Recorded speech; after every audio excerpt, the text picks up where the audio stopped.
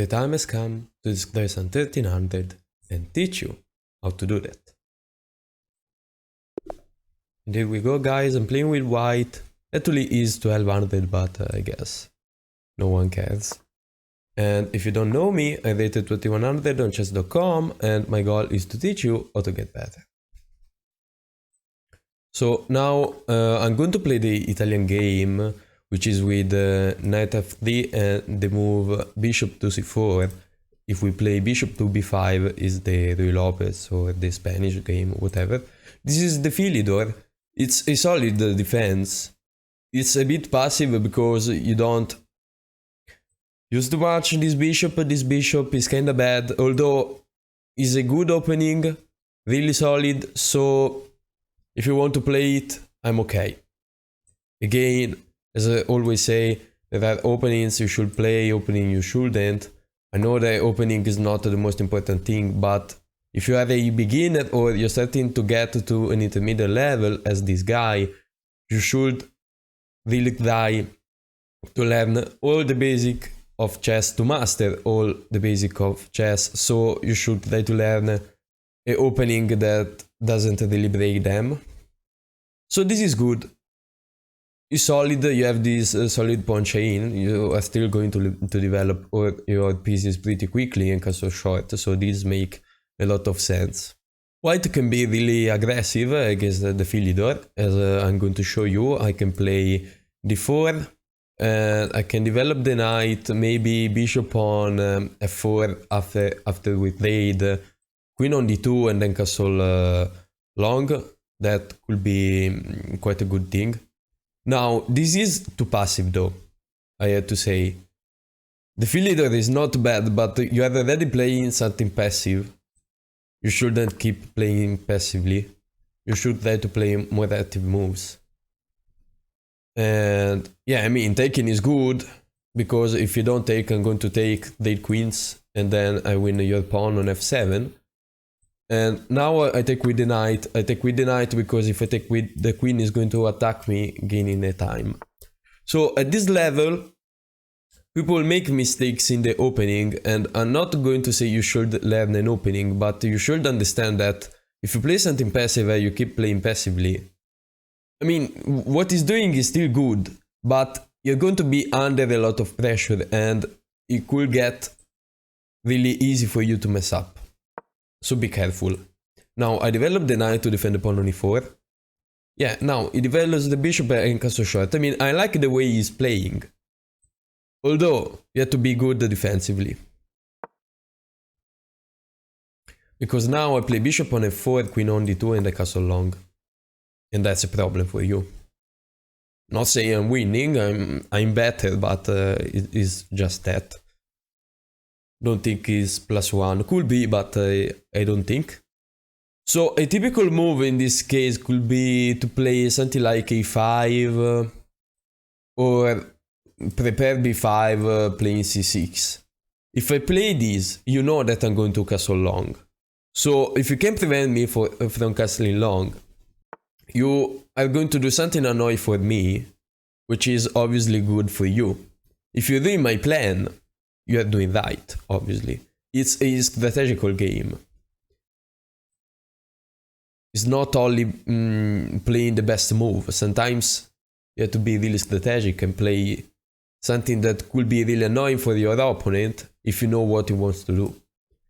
Now, I don't love this move. This move attacks the bishop, although this is a common problem at this level. People play moves, but this move are just one move threat.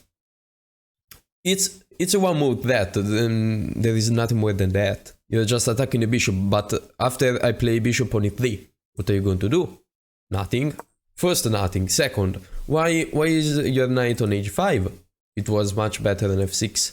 So now your knight is worst, is not even defended, so it could be a target in the future. So that move wasn't good. Now, playing this, you give me this weakness. So even this move, I don't really like it. Maybe it's playable, but I don't love this move. So I had to be careful though. The knight is under attack, so obviously I had to move it. In this case, I don't see any tactic. So I can play knight on b5, but after I play knight on b5, what if we play a6? I don't know, because this is not the target. So I could play knight on f5 or knight on f3. Knight on f5, I like it much more. So knight on f5, if he takes, I'm going to take with the pawn. And this pawn could be a huge asset for me, the pawn on f5. I could maybe push it in the future, so I really like this move. Yeah. Now he can't push, and I'm going to castle long. This is a target, this is weak. My plan, after I castle long, remember, always attack after you have developed all your pieces. So I castle long, I developed all my pieces, and now I can launch an attack. So what can I do? First, wait. Am I going to castle long? Yeah, obviously not short. Was wondering though if I have something better. The knight is not that, I mean it is, but after I play g4 he's going to take the knight, so... in fact, I'm worried about taking. I take with the queen, and at that point that will push. Now, I could move the bishop threatening the knight. So, I don't think it's the end of the world. I probably win a pawn at the end of the day. So yeah, I'm going to castle long. Now that I developed everything, I can launch an attack. So I'm going to play g4. Okay, doesn't even want to take. Now I could move the knight. But where? What if I play this? Yeah, honestly, I still like the idea of g4. Defends everything, the knight is under attack. And I mean, this time the knight is actually trapped. I can take with the pawn. What if I did that before? We will check the analysis later. Maybe I could have done that before, but I'm not sure. Now I'm safer. Yeah, he can try to target the king somehow, but I don't feel like he's going to win something. Yeah, I can't do that because he still has this square. So yeah, no. I couldn't have done that. No, I'm sleeping, guys. Sorry. So yeah, now he can escape. Although, maybe he had this move, but maybe not. Now I can take the pawn though, and I'm much better. No, he didn't have this move because I had the rook. Could take this pawn. But really? So let's say I take this pawn. He take. At that point, he's giving me a lot of targets. So no, he can't really take the pawn because then I get mate. So yeah, I'm going to take this pawn. I don't see any kind of tactic. Do I? Oh wait, why don't I take this pawn instead? Because if I take this pawn, yeah, I win a pawn, but then can maybe play rook on c8, make a lot of pressure on my pieces, maybe yes, some tactic actually. So if I take this pawn instead, after we take, I win a piece. If you take this, I'm going to play rook on g1 and see, yes, rook on g1. If you take, it's mate because I have the rook and the queen. So if you take with the pawn, I still take with the rook, and it gets mated because there is still a rook and queen. So yeah, this was a pretty good move. Probably the best move for him is not to take. Is just do nothing and try to defend. Although, you see, I have a really strong attack for one reason. He played too passively. And the second reason is that he played knight on h5. Knight on h5 gave me a target, and it made him lost a few times. So, if you play passively, and you play one threat moves, you're going to get destroyed. Why? Because you lost all the time in the world. You gave me all the time in the world to develop my pieces and to launch an incredibly strong attack, and I win. That's the point. So now I have a lot of moves that I can play. I can take e-take back and then I push. Which I mean, fantastic. What else? What else? What else? So I could play g5. But if I play g5... yeah, yes, this, but this is mate. So I play g5. He can't move the knight. What if he takes? I take with the queen. And honestly,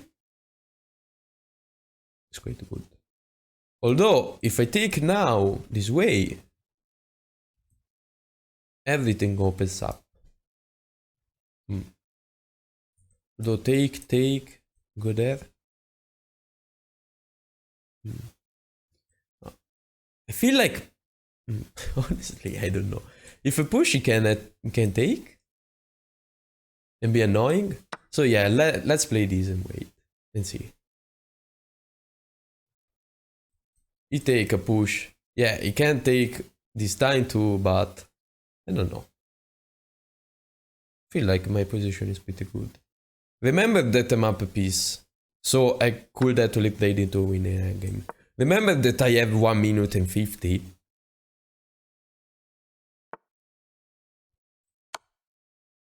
So I'm going to talk less.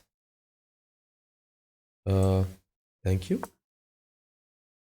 Never bring the king into the center of the board because you're going to lose every piece you have. Obviously, that was quite a bad move. This, if he takes with the pawn, loses the queen. If he takes with the queen, I figure it out. Probably this check is good.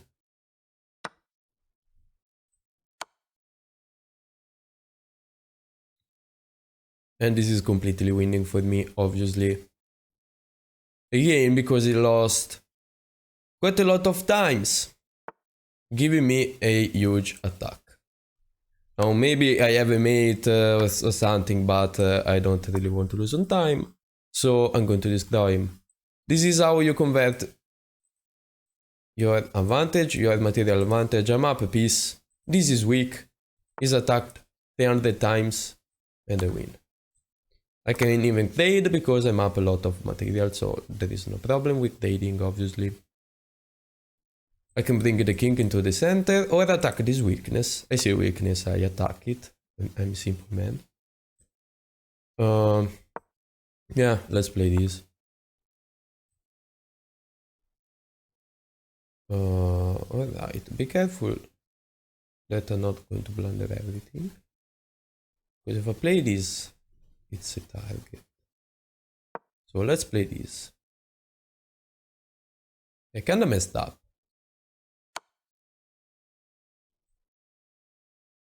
Kinda. Yeah, yeah, he's going to win this, so just play this. And play faster.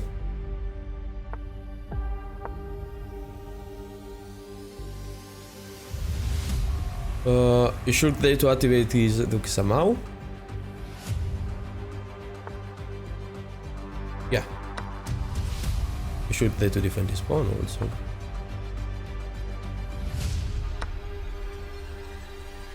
And not going to lose the rook, don't worry. Rook back, defends everything. Target to this pawn somehow. Okay.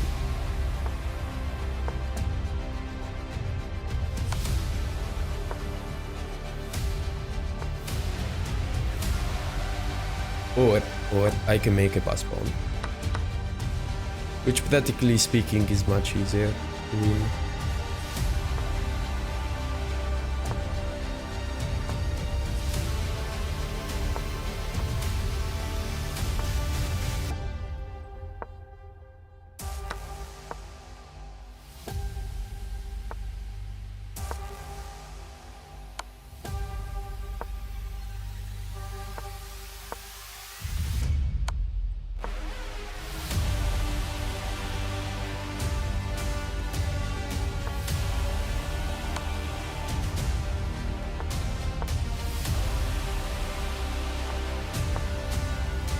GG.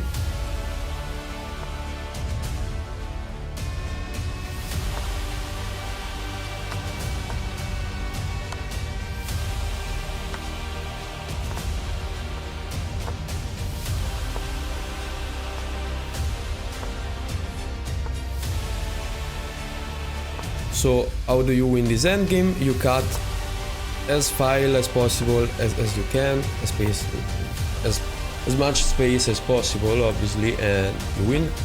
You try to find the opposition, and then you win. Like this, you see, it's easy, it's easy. You can just remove these. Remove these, maybe. If it goes up, it loses the time now, and we can... Oh, wait. Yeah.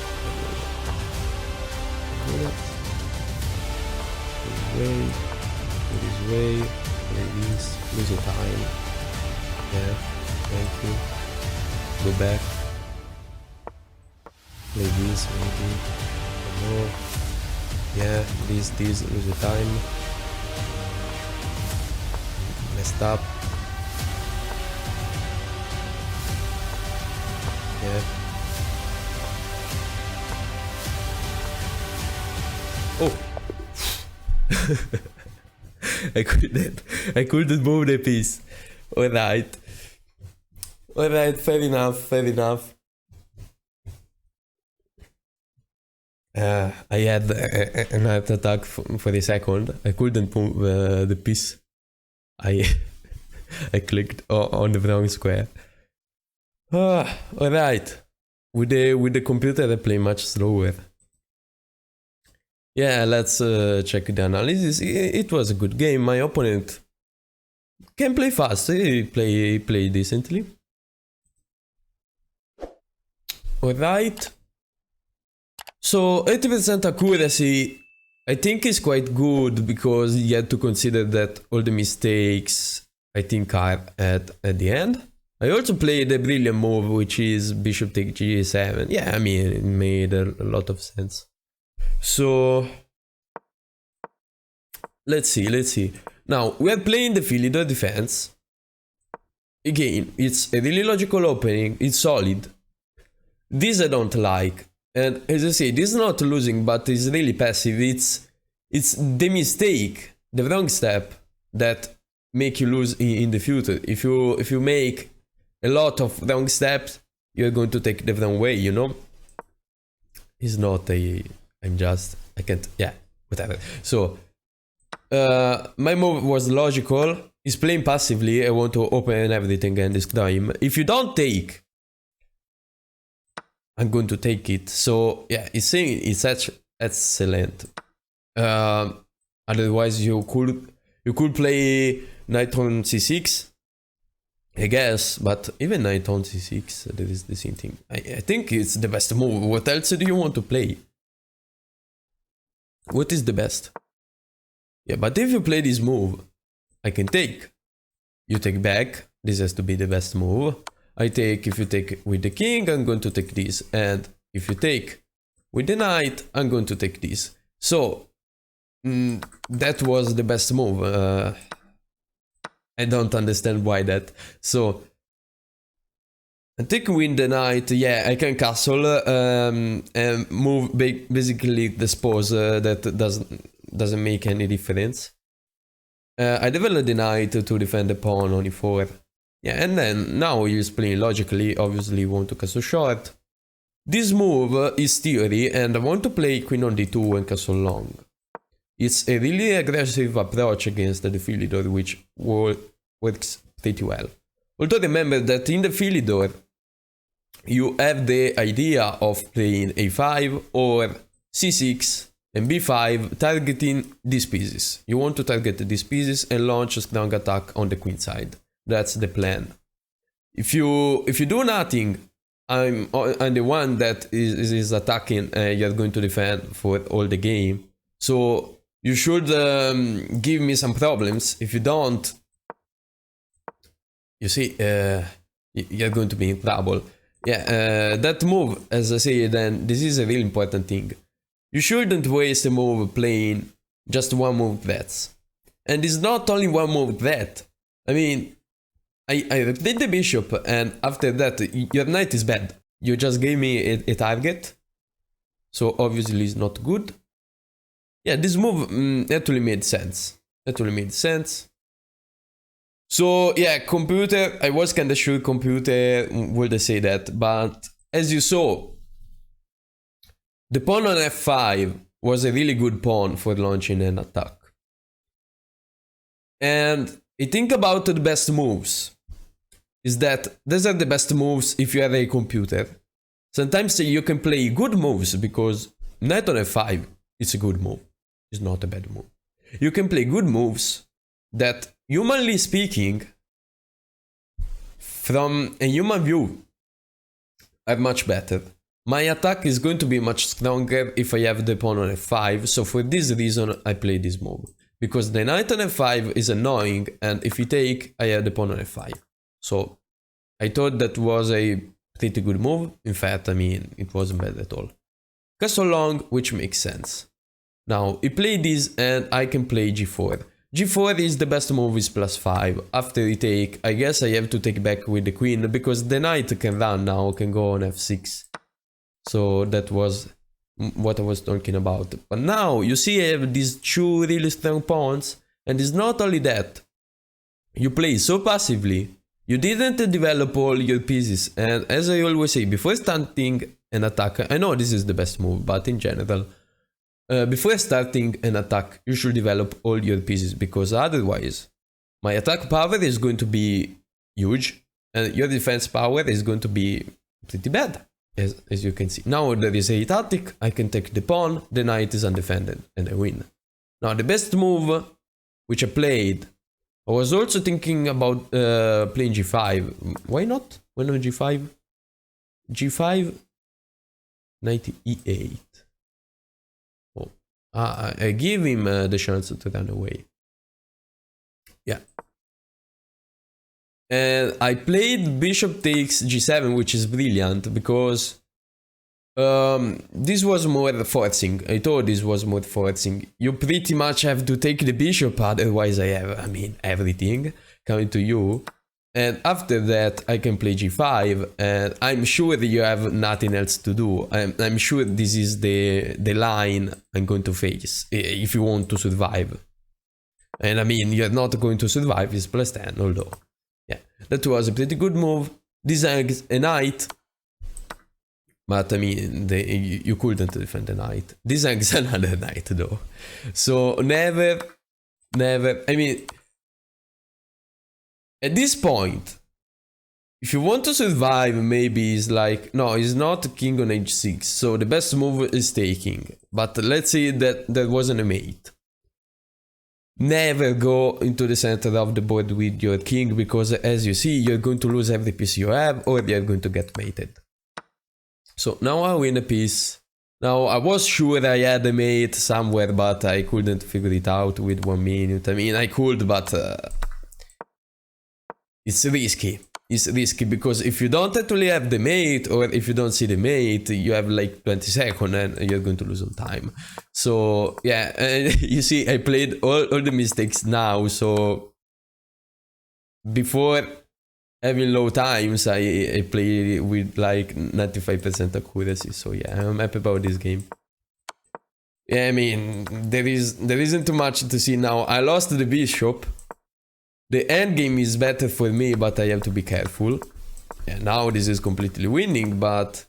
Yeah, he played logically, you should activate your pieces. Although, at this point, you should also try to activate your king somehow. Because you are basically playing without the piece at this point. We are in the endgame. This move makes sense because I have a pass pawn that I can push. This is the best move. Yeah, I'm hanging a pawn, but... I think I can win that endgame. So yeah, this was pretty logical now. You can't really stop this pawn. There is nothing you can do. This move was just to be accurate. I mean, if you want to be really precise in the endgame, you see this move really fast. Just play it because it's just going to make your position better. Rook on e2, because now the king has to leave this file. So he has a real passive king. That was the reason, and now I just win. I think you know how to convert these endgames. If you don't know, whatever, guys. There are a lot of videos about it. I can make a video about it, but it's still plenty of videos. It's a pretty easy concept, so yeah, just learn it. It's easy. The first thing you should learn if you're a beginner are the endgames. The winning endgames, like this king, so king and a rook, king versus king and queen, king and pawn versus king, you know, simple endgames that are winning. So that's it for today, guys. I hope you learned something, and see you in the next video.